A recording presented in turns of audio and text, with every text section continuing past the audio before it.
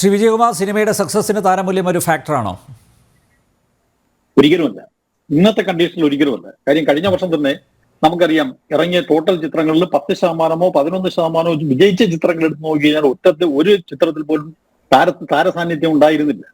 പണ്ട് കാലത്ത്, അതായത് കുറച്ച് വർഷങ്ങൾക്ക് മുമ്പ്, ഒരു താരത്തിന്റെ ബേസിൽ ഇൻഷ്യലെങ്കിലും ഉണ്ടായിരുന്നു. അത് ഒരു താരനിരയെ ഒരു ഇൻഷ്യൽ സൃഷ്ടിക്കാനെങ്കിലും ഉപകരിച്ചിരുന്നു. ഇന്ന് അങ്ങനെ ഒരു സംഭവമേ ഇല്ല. ഏത് താരം അഭിനയിച്ച ചിത്രമായാലും ആർക്കും അറിയാം മോർണിംഗ് ഷോ വളരെ മോശമായിരിക്കും. പടത്തിന്റെ കണ്ടന്റ് ആണ് ഇന്നത്തെ താരം. ആ കണ്ടന്റ് നല്ലതാണെന്നുണ്ടെങ്കിൽ തീർച്ചയായിട്ടും ജനം തിയേറ്ററിൽ കയറും. ഇപ്പൊ കഴിഞ്ഞ വർഷം ഇറങ്ങിയ ബിഗ് ബജറ്റ് ആയിട്ടുള്ള വലിയ താരങ്ങളുടെ എല്ലാ ചിത്രങ്ങളും, അതായത് അന്യഭാഷ ചിത്രങ്ങൾ പോലും ബോക്സ് ഓഫീസിൽ പരാജയപ്പെടുകയാണ് ഉണ്ടായത്. അതിൽ താരമൂല്യത്തിനും ഒരു പ്രസക്തിയില്ല. താരം എന്ന് പറയുന്നത് ഇന്ന് തിയേറ്ററുകാരെ സംബന്ധിച്ചിടത്തോളം സബ്ജക്റ്റ് ആണ്, കണ്ടന്റ് ആണ്.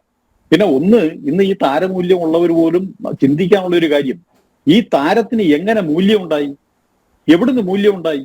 ഈ ഇൻഡസ്ട്രി അല്ല അവർക്ക് ഈ മൂല്യം ഉണ്ടാക്കി കൊടുത്തേ. ഇവിടുത്തെ സിനിമാ തിയേറ്ററുകാരും ഇവിടുത്തെ പ്രൊഡ്യൂസേഴ്സും.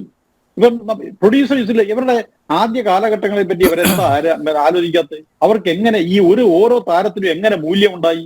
ഓരോരുത്തരും കോടിക്കണക്കിന് രൂപ മുടക്കി അവരെ വെച്ച് ചിത്രങ്ങൾ എടുത്ത് താരമൂല്യം അവർക്ക് ഉണ്ടാക്കി കൊടുക്കുകയാണ് ചെയ്യുന്നത്.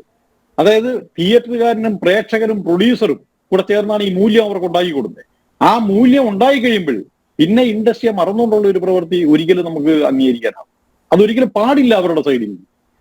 ആ താരമൂല്യം ഇൻഡസ്ട്രിക്ക് പ്രയോജനകരമായ രീതിയിൽ വേറെ ആരെയും കണ്ണീരിലാഴ്ത്താതെ അത് ഉപകരിക്കപ്പെടുകയാണ് ചെയ്യേണ്ടത്. അതാണ് ഓരോ താരങ്ങളും ചിന്തിക്കേണ്ടത്. ഇന്ന് താരമൂല്യം കൊണ്ട് ഒരു തിയേറ്ററിൽ ഒരു കളക്ഷൻ റേസ് ഉണ്ടാക്കാൻ പറ്റത്തില്ല. ഒരു താരത്തിന്റെ സാന്നിധ്യവും ഒരു കളക്ഷൻ ഉണ്ടാക്കാൻ പറ്റത്തില്ല. താരം എന്ന് പറയുന്നത് ഞങ്ങളെ തിയേറ്ററുകാരെ സംബന്ധിച്ചോളം കണ്ടന്റാണ്.